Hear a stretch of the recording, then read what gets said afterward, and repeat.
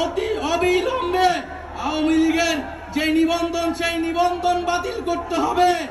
নৌকা মার্কাকে বাংলাদেশ থেকে নিশ্চিহ্ন করে দিতে হবে এবং বিচার চলা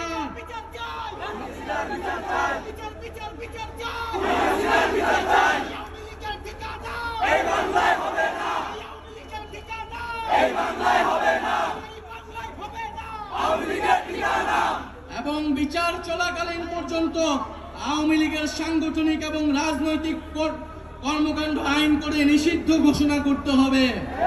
প্রিয় বন্ধুগণ, আমরা জুলাই ঘোষণাপত্রের কথা বলেছিলাম, জুলাইকে সাংবিধানিক স্বীকৃতি দেওয়ার কথা বলেছিলাম, কিন্তু বিভিন্ন ষড়যন্ত্রের কারণে সেই জুলাই ঘোষণাপত্র এখনো আসছে না।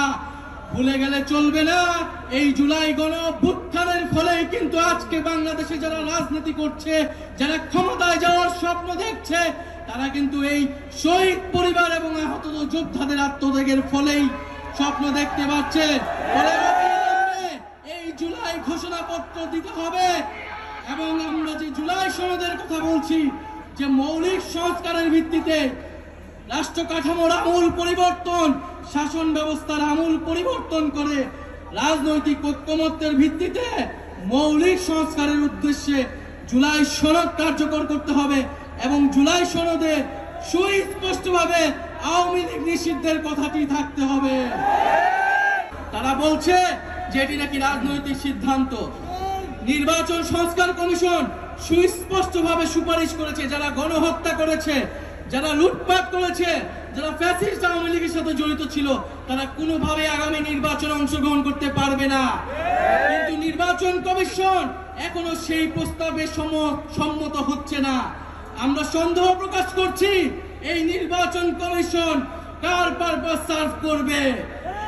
ভুলে গেলে চলবে না, গণঅভ্যুত্থানের পরে এই নির্বাচন কমিশন গঠিত হয়েছে।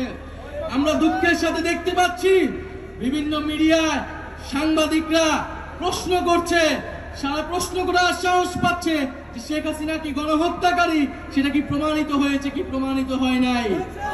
সেই সব সাংবাদিকদের উদ্দেশ্যে বলতে চাই, আপনারা সাংবাদিক নন, আপনারা ফ্যাসিস্ট আওয়ামী লীগের দোসর। বাংলাদেশে নয়, শুধু বাংলাদেশে নয়, পুরা পৃথিবীতে জাতিসংঘের রিপোর্টও স্পষ্টভাবে প্রমাণিত হয়েছে শেখ হাসিনার নির্দেশে, আওয়ামী লীগের নির্দেশে, আওয়ামী লীগের পরিকল্পনায় এই জুলাই আগস্টে গণহত্যা এবং মানবতা বিরোধী হত্যাকাণ্ড খুব সংঘটিত হয়েছে। আজকের এই বিক্ষোভ সমাবেশ থেকে আমরা সুস্পষ্টভাবে বলতে চাই,